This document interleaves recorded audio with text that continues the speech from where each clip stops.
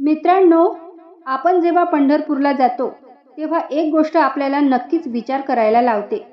जगातील इतर सर्व मंदिरांमध्ये देव आणि देवी एकत्र दिसतात. विष्णू लक्ष्मी, राम सीता, राधाकृष्ण. पण पंढरपुरात विठ्ठल आणि रुक्मिणी माता यांची मंदिरं वेगवेगळी का आहेत? विठ्ठलाच्या मुख्य गाभाऱ्यात रुक्मिणी माता का नाही?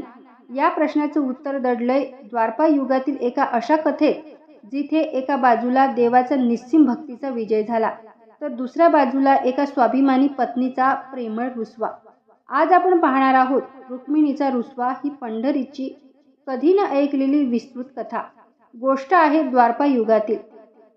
भगवान श्रीकृष्ण द्वारकेचे राजे होते.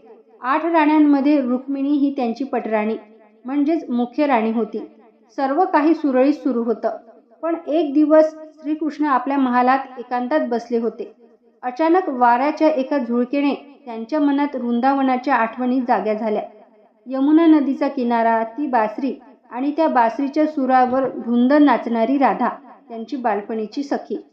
कृष्ण त्या आठवणीत इतके हरवून गेले की त्यांना आपण द्वारकेचे राजे आहोत याचे भानच राहिले नाही. त्यांच्या मुखातून अत्यंत प्रेमाने शब्द बाहेर पडले, राधे, कुठे आहेस तू? कृष्णाच्या डोळ्यातून प्रेमाचे अश्रू वाहू लागले. रुक्मिणी माता हातात पूजेचे ताट घेऊन महालात प्रवेश करतात. कृष्णाच्या तोंडून राधेचे नाव ऐकून त्याच्या हातातील ताट थरथरते आणि डोळ्यात दुःख आणि राग एकत्र दिसतो.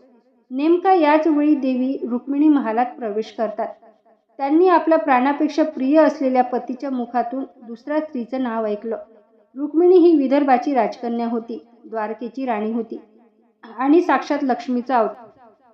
कृष्णावर तिचं अपार प्रेम होतं, पण कृष्णाच्या हृदयात राधेचे हे अढळ स्थान पाहून तिचा स्वाभिमान दुखावला गेला. रुक्मिणीने विचार केला की मी रात्रंदिवस ज्यांची सेवा करते, ज्यांना आपलं सर्वस्व मानलं, त्यांच्या मनात अजूनही राधेचं स्थान आहे. मग माझ्या या प्रेमाला काय अर्थ? रुक्मिणीने कृष्णाला जाब विचारला नाही, ना भांडण केलं. तिने एक मूक पण अत्यंत कठोर निर्णय घेतला. तिने आपले राजवस्त्र, दागिने त्यागले आणि कोणालाही न सांगता ती एका रात्रीत द्वारकेतून निघून गेली. द्वारका सोडल्यानंतर रुक्मिणी चालत चालत दक्षिणेकडे आली. ती एका घनदाट जंगलात पोहोचली, ज्याला दिंडीर वन असं म्हटलं जायचं, जे आजचं पंढरपूर. येथील चंद्रभागेच्या शांत किनाऱ्यावर रुक्मिणीने स्वतःला तपश्चर्येत झोकून दिलं. तिचा हा रुसवा सामान्य नव्हता, तो तिच्या प्रेमाचा शोध होता. कृष्ण महालात जागे होतात, रुक्मिणी नाही हे पाहून व्याकुळ होतात. ते रथातून तिचा शोध घेत निघतात. इकडे द्वारकेत जेव्हा कृष्णाला समजलं की रुक्मिणी निघून गेली आहे, तेव्हा ते प्रचंड व्याकुळ झाले. रुक्मिणीशिवाय द्वारका अपूर्ण होती. कृष्ण स्वतः तिचा शोध घेत निघाले. शोधता शोधता अंतरंगाच्या ओढीने तेही याच दिंडीर वनात म्हणजेच पंढरपुरात येऊन पोहोचले. पण पंढरीत आल्यावर एक वेगळीच लीला घडली. रुक्मिणीकडे जाण्यापूर्वी कृष्णाला त्यांचा परमभक्त पुंडलिक दिसला, जो आपल्या वृद्ध माता पित्याची सेवा करत होता. देवाने पुंडलिकाला आवाज दिला, पुंडलिका, मी तुझा देव आलो आहे. पण पुंडलिक म्हणाला, देवा, माझ्यासाठी माझे आई वडीलच सर्वस्व आहे. त्यांची सेवा सोडून मी येऊ नाही शकत. तोपर्यंत तुम्ही या विटेवर उभे राहा. भक्ताच्या या मातृ पितृभक्तीने देव सुखाला. तो दोन्ही हात कटीवर ठेवून विटेवर उभा राहिला. हेच ते आपले विठ्ठल रूप. विटेवर उभे राहिल्यानंतर कृष्णाने रुक्मिणीची मनधरणी केली.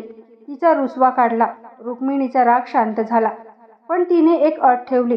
तिने सांगितलं, मी इथे माझी स्वतंत्र तपश्चर्या केली आहे. माझ्या अस्तित्वाची जागा मी सोडणार नाही.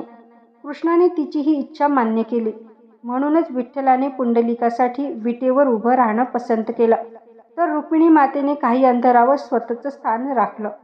मित्रांनो, हा रुसवा जोडप्यांमधील भांडणाचा नाही, तर प्रेमाच्या, अधिकाराचा आणि स्वाभिमानाचा होता. म्हणूनच आजही पंढरपुरात विठ्ठल आणि रुक्मिणीची 2 वेगवेगळी मंदिर आहेत. तुम्हाला ही विस्तृत कथा कशी वाटली? कमेंट बॉक्समध्ये जय हरी विठ्ठल लिहून नक्की सांगा. व्हिडिओ आवडला असेल तर लाईक आणि सबस्क्राईब करायला विसरू नका. धन्यवाद.